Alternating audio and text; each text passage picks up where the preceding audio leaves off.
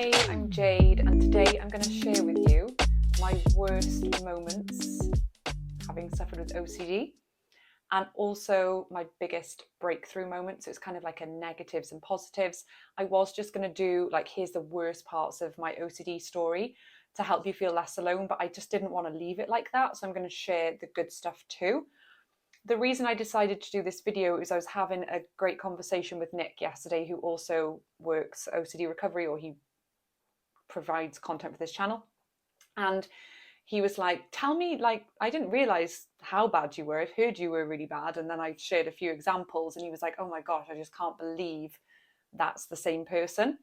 And so for anyone who knows me from this channel and feels like inspired by the fact that I've gotten much better and have shared with you, what it's been like to be recovered since about 2020, I would say, I just want to share with you just how bad it was, because hopefully this will be coming across as positive, because you can see that it doesn't matter how bad OCD is right now, you actually can get to a place in life where you feel a whole lot better, not just a little bit, a whole lot. So let me share with you my most challenging times.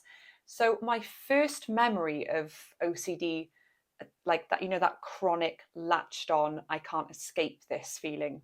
Now that first happened in about 1999 when I was about like 11 or 12. It was like this weird out of body experience. We were watching the film Armageddon with all my cousins, and I had this thought pop in: what if this actually happens? What if the world is going to end? And I felt this rush of panic flood over me. I'd never felt anything like it in my life. And I had to run out of the room, and I just played Lego with my younger brother who wasn't watching the movie. And I just remember so vividly that feeling of absolute terror and just feeling sick. And then from there, I told myself, I will never watch a movie like that again. There comes the avoidance. So that was like, it didn't chronically latch. It was just a first little ding. My earliest memory of being an anxious child was just like, if I was going from my mum's house to my dad's house because they weren't together, I would feel like a ridiculous amount of anxiety and sick feelings, rather than like maybe a kid just feeling a bit sad to be taken away from one parent to the other. I remember as early as about age 3 just feeling terror and sickness and anxiety. So it was always there. But yeah, age 12 was when I first remember having a latched feeling. 2004 was when I had an absolute hit a wall breakdown, nothing will ever be the same moment. I don't know if you've experienced this, but yeah, 2004. So that's now 19 years ago. And it's unbelievable to think that I'll be coming up to my 2-decade-long relationship with severe OCD. Not sure if that's a celebration or not. So 2004, I had a memory of something that happened when I was younger. It latched on: you're awful, you're going to be eternally guilty, you're never going to forget about this, and then just ruminated. And I remember, again, that draining feeling. I don't know if that makes sense to anybody but me, but it's like a draining. It's like everything leaves your body and you feel sick and you are shaking. And I had the most horrendous time after that moment. It was that moment where you think, I'd give anything to go back to where I was 3 minutes ago. And that just stayed. I just lived like that. And I just constantly ruminated, constantly asked for reassurance with my parents, who were like, everything's fine, you've done nothing wrong. But it didn't matter. It was just a small detail, I can't even remember what now, that had just got into my head. I'd had an intrusive thought about it. Did this happen or did that happen? And that was it. My life was over as I knew it. So I just lived with that. Now, it was weird because it was such intensive suffering. I would say for 6 to 9 months, it was like a shaking in bed type suffering. Like, I can't even function. Obviously, like, I did go to school, but it was a dragging myself to school, dragging myself through the day, just feeling rotted inside, completely rotted, feeling like any minute the police will show up. I don't know what for, but they just will. I'll be found out, just constantly. And so I sort of lived in this state for a very long time. Now, I was running a lot, so I would have periods where, like, during the time running, actually being on the track and running, it was kind of gone. But as soon as I got through the house, as soon as I was home, it all flooded back to me. I've no doubt that my running, because it was really intensive training, will have kept me afloat in terms of like being able to at least function. Because I think those endorphins, I did feel them. And so every now and then, maybe for like 3 minutes a day, I'd think, oh, I'm okay, actually, there's nothing wrong with me. And then I'd be plunged back down. I wonder what would have happened if I wasn't doing that training. And so that's why it's interesting that when I quit my athletics competitive stuff, it hit me again in another wave where it was really dramatic. And so I remember a really specific time in about 2007, and my dad had come to visit me, and I was in a place in life where avoidance was like my entire life. So I would have the curtains shut and I would just watch shows like Family Guy or Friends. And there was no, I wasn't even allowed to see outside the windows of my house just in case I saw anything that would trigger me. That's how bad it had got. So I would go to work, I would come home, I would shut the curtains, and he stayed for the weekend with my brothers. And I must have found a way to make it like cool to just stay at home and be in my garden or watch movies. And I think he'd said to another family member, like, what's going on with Jade? We didn't leave the house for the whole weekend. And I was just like, what's wrong with you? Why would you want to go out? And so that's how bad my avoidance got. It was like, if I, in that, at that point of my journey in life, if I even encountered anything that even slightly referenced a trigger, I would be violently sick and I'd be in bed unwell, and I'd convince myself I was just unwell. And I don't know if you can relate to this, but like, you kind of do, you just think, oh, I just got a bug or something, I'm just not well. Like, it's not, you just kind of kid yourself that it's not that bad because you want to believe it's not that bad. In 2011, it started to hit me with holidays. So I had gone on holiday with my now husband, and I just remember feeling like uncomfortable about going places, restaurants, the beach, and like wanting to face the other way, away from like people, anything at all, just in case I'd see something that would trigger me. And I just didn't understand, but I didn't consciously realize there was avoidance. It was just like, why do I feel so uncomfortable in this situation? And then I just ended up like, basically I just slept most of the holiday, and told my husband, like my boyfriend, he was my boyfriend at the time, I was just like, oh, I'm just so not very well, I've got sunstroke or something. And I remember, it's just so depressing to think that I did this on a beautiful holiday in a beautiful resort. I closed all the curtains, and the only thing on the TV in the hotel room was Knight Rider, which is just a really like cheesy but very fun to watch, like Columbus type drama, type murder mystery drama, whatever. I just loved watching it, and I would just lay in bed and he would just be a bit like, he just didn't understand what was going on. And because I was so in my own suffering, I didn't even see it as like, why would it matter what he thinks? Like, he's got a perfect brain, like why would this bother him? And so that was that. And then that was another very low point for me, was just that whole period of like holidays just being devastating. And I just remember going to his home country as well with him regularly, and just being ill the whole time, because I was literally ill because of my illness, like, but it was physically manifesting. So people would just be like, why is she always ill? And then in 2015, because at this point I didn't know I had OCD, I didn't know I had an anxiety disorder, I didn't know anything. And this is one thing I say to people younger than me or suffering at this point, is like, there's never been a better time to have OCD. Like, in these days, there was no internet for me to like research, like in 2004 and stuff.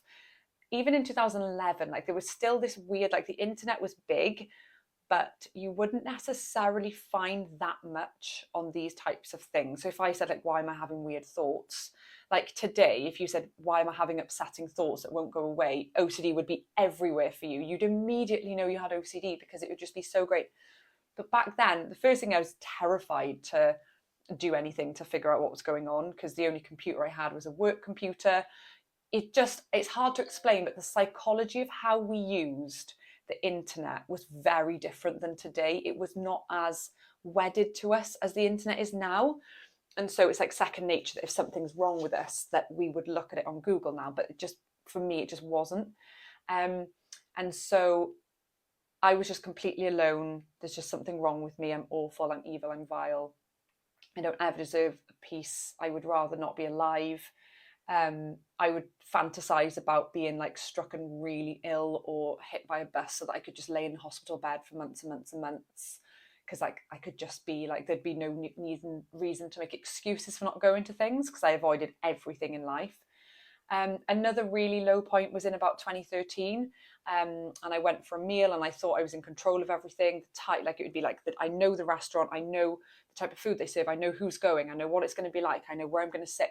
And I got there and something had changed, and it meant that I was in a very triggering situation. And I was just like having a laugh, having a glass of wine, like I was in a moment of like everything's fine. And then I figured out the trigger and I went white. I ran upstairs. I was violently ill for like an hour. Couldn't come out of the loo. Maybe not an hour, but like it felt like that. And I just said to my boy, he was my boyfriend, I was like, I got to go home. I'm not well.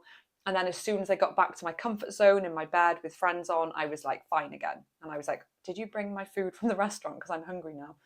It just, and again, I convinced myself that I was just, I wasn't well. Something had happened. Just amazing how we can lie to ourselves. The catalyst for everything, where it all started in terms of getting on the right path, though I would still have about 3 or 4 years of intense suffering before even getting anywhere close to a recovery path, was 2015.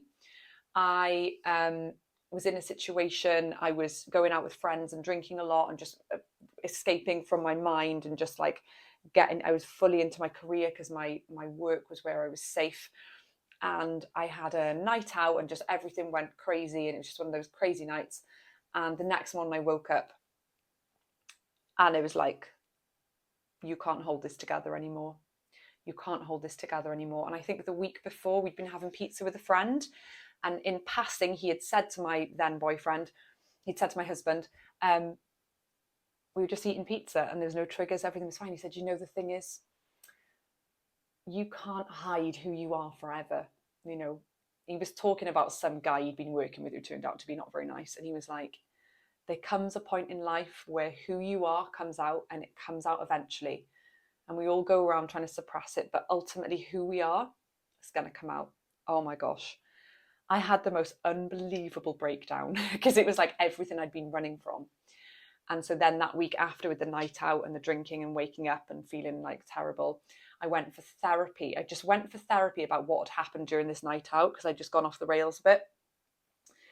And I was just like, I'm just losing the plot. Like, I don't want to be this person who's just running away from my problems. And I got my husband, who was my boyfriend, into the session as well to like help.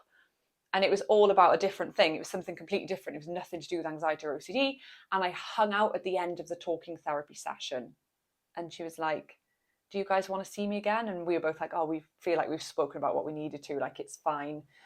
We can crack on from here. And I just hung back and I was like, I remember so vividly, I was shaking in the chair, literally like this, really thin. I was probably, so I'm 5'10" and I weigh about 10 stone. And I weighed probably less than 8 stone. As a 5'10" person, that is very light. And I would get comments all the time on how thin I was and how unhealthy I looked. And I was just shaking, I was grey. And she's like, what is it? And I said, I need to see you again because I can't get through the day. That's how bad it was. Like, I can't get through how am I going to get through the next 3 minutes? It had gotten that bad. There was nowhere to hide anymore. OCD had gotten into every corner. So my nights out, it was that's why it was so bad, because OCD and intrusive thoughts had gotten into my nights out and to my work, and those are my escapes somehow. And so then it was like, there's actually nowhere to hide anymore. I can't do this. And so that was like a memory of mine that was really bad. So I had some therapy that helped me with just like life stuff, but it was actually very compulsive and not good for OCD because it was much more about like, let's disprove your thoughts, let's look at your values. So it was definitely worse for OCD. So I just would see this person every 2 weeks for reassurance, basically, which is really bad, although it felt good at the time. And then the next one is that in 2017, I had my baby. So I was, at this point, I had 2 years gap, not having any therapy at all. I was like, oh, I'm good now, I'm fine, everything's fine. I went back into avoidance, work was working again, going out was working again, everything's fine, I'm cured, it's all good. I don't even know I had OCD or even anxiety at this point. And I started seeing a therapist who was a CBT therapist because I was getting anxious again. And 3 months before I had my first baby, she said, "Have you ever heard of OCD? You've got it. I'm telling you, you've got it." And I was like, whatever, I have not got OCD. And then learning I had OCD was like the best thing ever because I researched. I was like, oh my gosh, this is exactly what I've got. I'm cured now. And then I had my baby, and I remember being really scared, really frightened, really terrified, intrusive thoughts just ramped up beyond belief. And the absolute epitome worst moment of my life with OCD happened when she was a few months old, and I'd had horrific intrusive dreams. And then I woke up, and I don't know if anyone apart from me has experienced this. I'm pretty sure the curtains were open, right? But the room was black. The room was black, and I couldn't. If you'd have tried to get me out of bed, like, you wouldn't have been able to. I couldn't move. I was so like traumatized by the dreams and the fact it all felt real. I was like, this isn't OCD, this is real. And simultaneously absolutely heartbroken at what felt like the loss of my daughter, because I was like, you're like wedging between us now. This extremely important thing to me, this thing I thought was going to change me, isn't. And from there on, it was just this like dark hole. And I think why it was so hard is that I couldn't lie to myself that it was okay to live like this anymore, because I could visibly see this timeline of my daughter's life being wasted. That's irrational, but my thought at the time was, if her mum is not bright and happy and doing things with her and going to the baby groups and taking her swimming and doing all these lovely things and cuddling her without worrying about it, then I've just, it was important to me.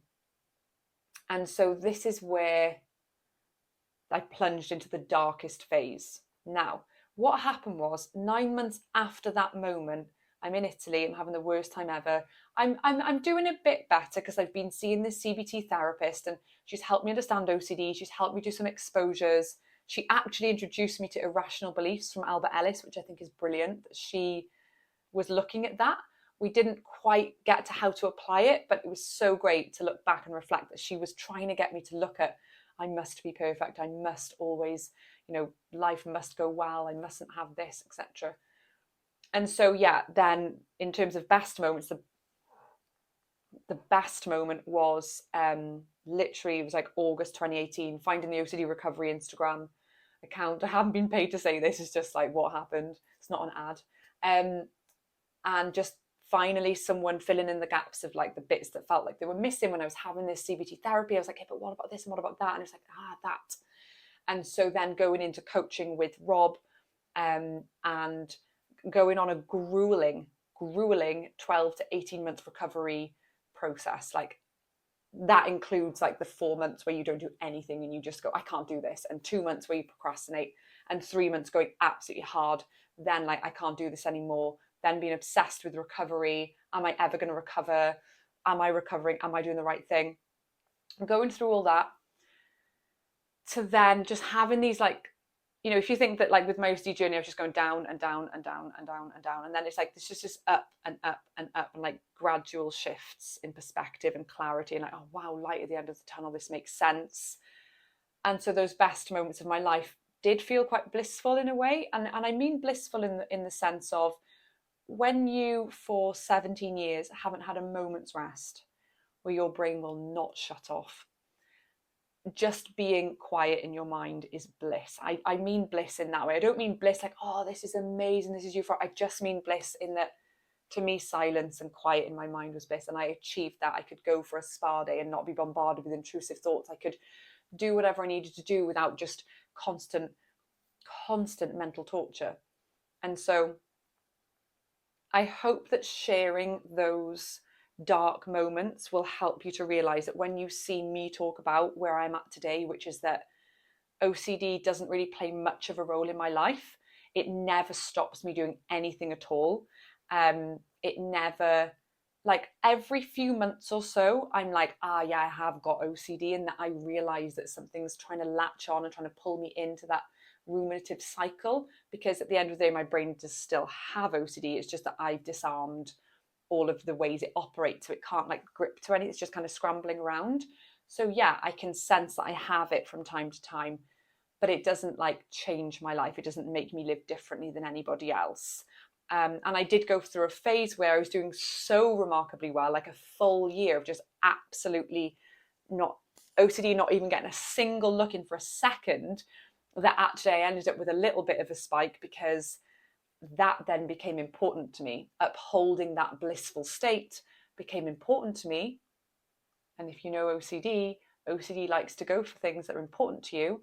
And then this irrational belief built of I must keep this blissful place where everything's amazing. And so there was a little bit of a like, oh my gosh, fear of fear around what if I go back to that place? But again, I'd done all the hard work. So it's just a case of leave it alone, make peace with the fact that I may suffer, I may go back to that place, who knows? And then of course, because I'm no longer scared of it, I don't at all. But I am at peace with that reality. I know that the suffering in life caused by OCD is something that has also enriched my life, helped me to resonate with people from all walks of life and all backgrounds. And I'm grateful for that suffering. Yeah, of course, I'd prefer I hadn't gone through it, but I am at the same time grateful for what I've gained as perspectives. There is, I would consider myself in many areas of life completely unflappable because I've been to the depths of that. So compared to the normal person who's never been through what we've been through, when you're on the other side, you realize, like, I will meet friends who want to talk to me about problems in their life, and I'm not minimizing their struggles, but I'm sitting there thinking, God, I love how strong my mind is. Like, that wouldn't even touch me. Wouldn't even touch me. But I think people get into our heads because they see the outside, like, why would you worry about that? And you're thinking, oh my gosh, I'm so weak to be worrying about that. It's not true. You're enduring intense suffering, which is extremely difficult. And if they had a moment in your mind, they'd probably crumble. So remember how strong you are to be going through these times. Think of the fact that me and many others are living a normal life today in comparison with extreme OCD suffering. And I hope that this video has given you a bit of hope that you're not alone if you're in the depths of where I was. And look at how long I suffered as well. No matter if you've been suffering for 1 year or 40 years, it's the same thing. You've just got these rigid beliefs holding on, and you can get better. If you have a question for me, please do share like your most challenging moments, or tell me anything in comments that you related to with this. I'd love to hear from you. And any questions that you have that you would like me to cover, please also comment and give me a like if you like me as well. And obviously make sure that you're subscribing to the channel, because a lot of people who watch the videos, they're not actually subscribed. If you're subscribed, it makes sure that like the videos are in your feed as well. So have a great day, and thank you very much.